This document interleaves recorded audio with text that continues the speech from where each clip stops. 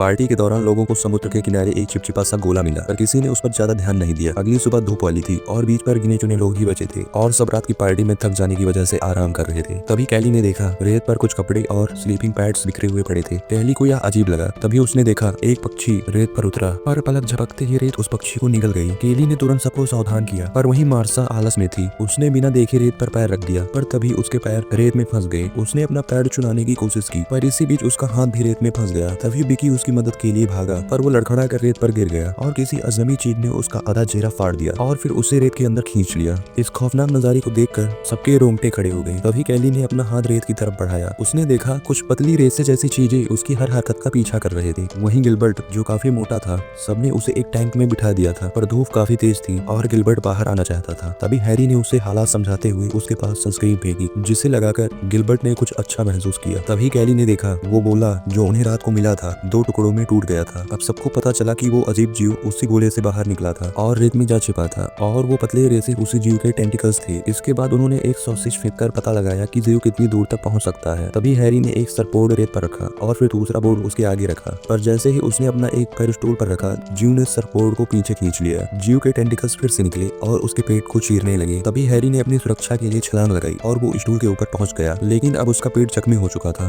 दूसरी ओर जीव ने फिर से हमला किया। वो सरबोर्ड को हटाकर कार के टायर्स तक पहुंच गया और उन्हें खाने लगा। इसी बीच एक पेट्रोल ऑफिसर की कार वहां पहुंची। कैली ने तुरंत उसे सावधान होने के लिए कहा और बोली, रेत के नीचे राक्षस है जो रेत पर पैर रखते ही सबको निकल जाता है। पर ऑफिसर को यह सब बकवास लगा। वो गाड़ी से उतरा, लेकिन उसने जूते पहन रखे थे, इसीलिए जीव के टेंटिकल्स उस तक नहीं पहुंच सके। पर तभी उसकी चाबी गिर गई, जिसे उठाने के लिए उसने हाथ नीचे बढ़ाया, पर जैसे ही उसका हाथ रेत के कांटेक्ट में आया, जीव ने उसके हाथ को अपनी ओर खींचना शुरू कर दिया। तभी उस ऑफिसर ने एक स्प्रे अपने हाथ के चारों ओर मारा, जिसकी जलन से उसका हाथ छूट गया। लेकिन तब तक हालात बहुत बिगड़ चुके थे। जीव ने उसका आधा हाथ खा लिया था। उसी वक्त मिच ने अपने पैर में तौलिया लपेटकर भागने की कोशिश की, पर तभी उसका पैर लड़खड़ा गया और वो रेत पर जा गिरा। पल भर में ही जीव ने उसे भी धर दबोचा। जीव ने उसके शरीर में कुछ भी नहीं छोड़ा। मिच की मौत के बाद सारे लोग और दुखी हो गए। उसी वक्त गिलबर्ट का पेट छिल जाने की वजह से खून बहने लगा, जिसकी महक से जीव के टेंटिकल्स वहां पहुंच गए। कुछ ही पलों में वो पतले टेंटिकल्स काफी मोटे हो गए और उन्होंने गिलबर्ट को लपेटकर अपने अंदर खींच लिया। अब वहाँ सिर्फ 3 लोग बचे थे। रात भी होने को आई थी। तभी जीव के टेंटिकल्स फिर निकले और अब वे काफी विशाल और चमकदार हो चुके थे। पर तभी कैली को एक आइडिया आया। उसने वहां पर रखी पेट्रोल की बोतल उठाई और पेट्रोल को वहां की रेत पर फैला दिया। जैसे ही टेंटिकल्स उसके पास आए, उसने माचिस से आग लगा दी। इसी बीच जीव के टेंटिकल्स आग की चपेट में आ गए और जल उठे। सुबह होते होते हैरी भी अपनी सांसें तोड़ चुका था।